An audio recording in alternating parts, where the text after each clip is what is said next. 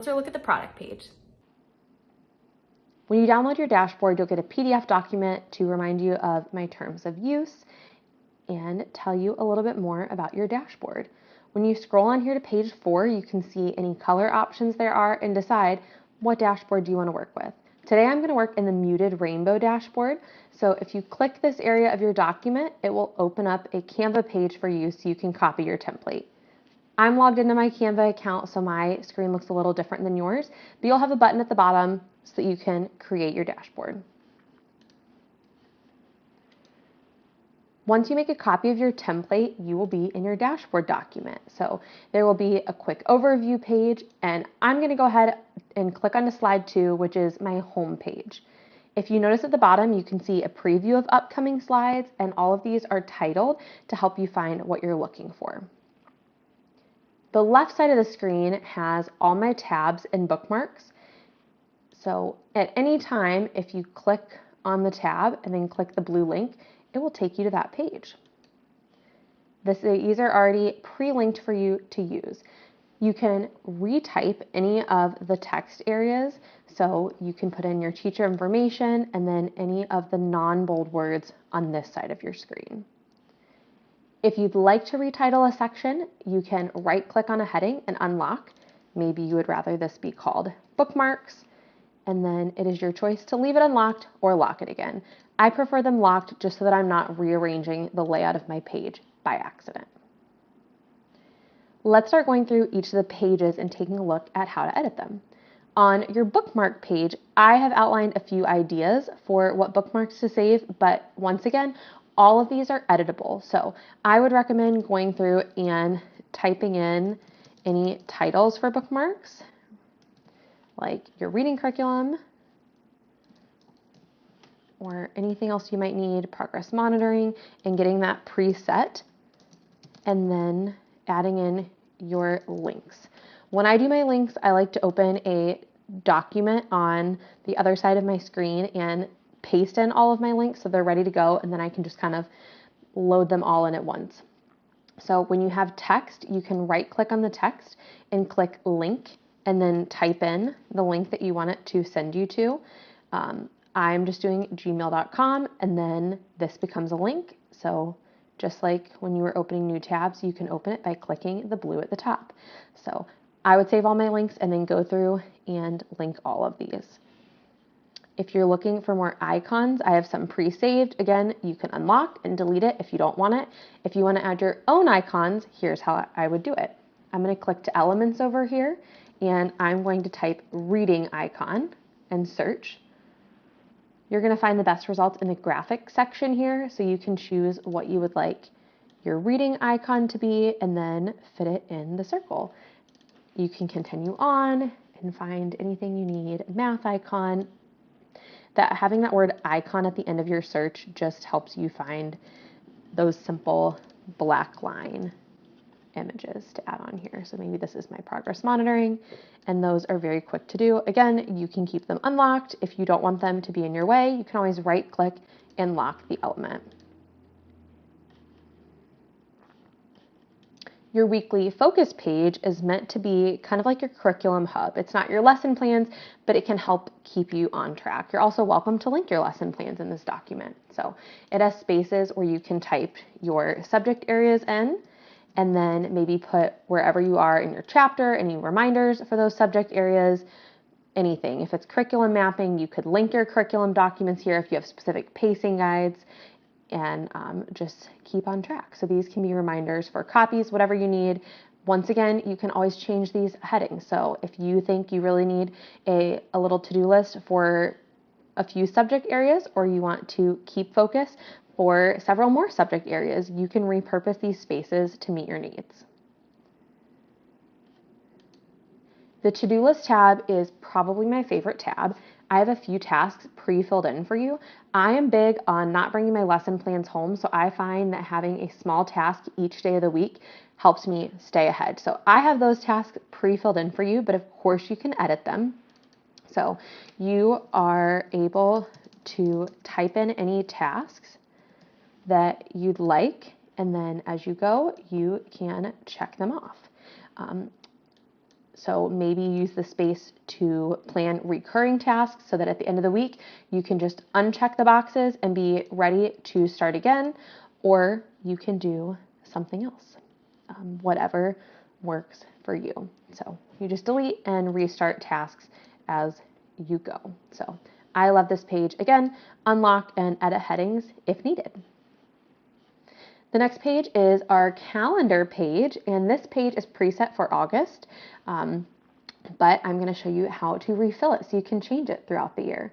To edit my calendar page, I like to just type the letter T, and that's a shortcut on Canva, so it'll automatically pop up with a text box. So I can type something like first day of school and drag it around to where it needs to go. If you use the side of the box, you can resize it and it will create multiple lines.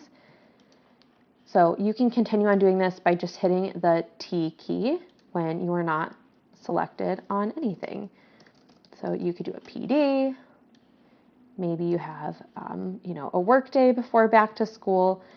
Any of those things are really easy to type on. Another cool calendar feature is the sticker board. So if you click up to the next page, I have some stickers already ready to go for you. I want to select more than one sticker, so I'm holding down the Shift key. I'm going to hold Shift and click a few different stickers that I want, and then Command C to copy and go back to my calendar, and it will paste them all in. They're all still selected, so I can resize them all at once, and then I can drag them around on my calendar. And I think this is just a fun way to add color to your calendar. Of course, the stickers are completely optional.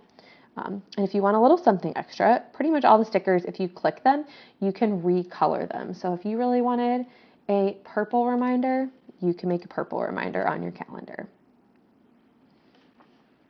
Next up is our meeting section. So I'm going to use this tab to get there. So I skip the sticker page, and you can see that there are 3 different meeting templates set up for you. Let's start on the staff meeting template. So I can click that link again. Now, the only thing about meeting templates is I recommend duplicating them. So this is my main template. I'm clicked on the page at the bottom, and I'm going to do Command D. You can also click those 3 dots and duplicate. So I'm going to fill in the date up here, and this is going to help me stay organized. I can also title the document down here with the date. This may just help me later find what I need, because when you are on the meeting homepage, anytime you click the staff link, it's going to take you to that blank template, and then any copies you made will be after the blank template. So I'm just in the habit of making a copy of my main template. That way I always have a fresh copy of notes ready to go. And then you can fill in anything you want during your meeting, and it's super easy to come back to. Just like all the pages, you have full reins to customize it the way you like. So I would customize that template page if there's something specific I wanted on my note template. That way, every time I duplicate it, I'm ready to go. So the meeting notes are pretty simple to use. Same thing with planning. Let's click into planning notes. I have some extra spots in here for writing about where you are in your curriculum, who attended your meeting. And then the student meeting notes, these are meant for if you have a meeting with staff members, or you're looking over data, or you're preparing for an IEP or 504 meeting. So spaces to put those important notes beforehand. All right. Following our meeting tab is our ideas tab. So I'm going to click into my ideas tab. This one is like a bulletin board. I feel like it's kind of a brain dump. This is great for being a personal space. If you would like to add in personal pictures to just kind of have it be a comforting page for yourself. If you have ideas that you're saving from Instagram, pop them in here. If you have a brilliant idea for a project, type it on this note page. There are little thumbtacks down here to customize your bulletin board. And of course, you can copy and paste them between pages, so you can put them somewhere else and just make your dashboard look a little more bulletin board-like. Following the ideas is our refill station. So this is how we're going to change out our calendar and customize things a little more.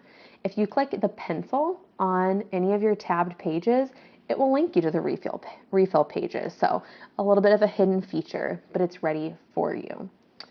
I'm going to start showing you how to refill a calendar, because remember, we had an August calendar and it's not going to be August forever. So if you click into the calendar refills, I have the entire school year prepped and ready to go for you. So starting at September and going all the way through the end of the year. Let's play with the March calendar today. I'm going to click on this grid and then use this little cross button to make sure the entire grid is selected. And then this is what I'm going to copy and paste. So I'm going to hit those 3 dots and copy, or do Command C. Now let's head back to our calendar slide. You can get there through the links or scrolling at the bottom. Now I'm going to take my cursor and I'm going to click and drag it across my August calendar and delete it because I need it out of the way. We're doing March 2027, so I just changed the title up top. Now I'm ready to paste in my calendar, so I can right click or Command V and paste in my new calendar grid. And now I'm ready to set up my March calendar. Let's go on back to the refills. We've done a calendar refill. Now let's look at the notes section. When you're in the notes, I have a page for you of just a few other templates that may be useful. If you want to do a habit tracker, this could go on your ideas page. Maybe it takes up a space of your to-do list page, whatever you need. I am going to take my cursor again and click and drag so that I'm selecting the whole thing.